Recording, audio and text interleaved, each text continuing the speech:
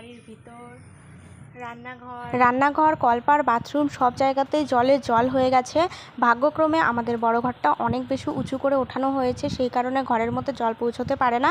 ঘরের একটা সিঁড়ি, দুটো সিঁড়ি ভরে যায়, কিন্তু মানে 3-4 নম্বর সিঁড়িতে কখনোই জল ওঠে না। এই যে আজকে যেরকম হয়েছে, ঘরের 2টা সিঁড়ি ডুবে গেছিলো। এটা একটু জলটা নেমে যাওয়ার পর ভিডিও করছিলাম, মানে বাইরে যেহেতু অনেক বৃষ্টি ছিল, আমি সেই টাইমে ভিডিওগুলো নিতে পারিনি। বৃষ্টি কমার পর একটু একটু করে ভিডিও নিয়েছি। এখন যাচ্ছি কলপাড়ের দিকে। কলপাড়ের অবস্থাটা তোমরা দেখো, মানে কলপাড়টা আমাদের উঠানের থেকে আরও বেশি নিচ, সেই জন্য দেখো কলপাড়টার অবস্থা। যেহেতু নদীর পাশে বাড়ি, সেই জন্য আগের থেকে প্ল্যানিং করে বাথরুম থেকে শুরু করে ঘর সব কিছু উঁচু করেই ওঠানো হয়েছে, যাতে পরবর্তীতে কোনো রকম অসুবিধা না হয়। পাশের বাড়ির লোক তো যাতায়াতের জন্য এই কলার ভুরাটাও বানিয়েছে। সব থেকে যেটা বেশি সমস্যার সম্মুখীন হতে হয়েছে সেটা হচ্ছে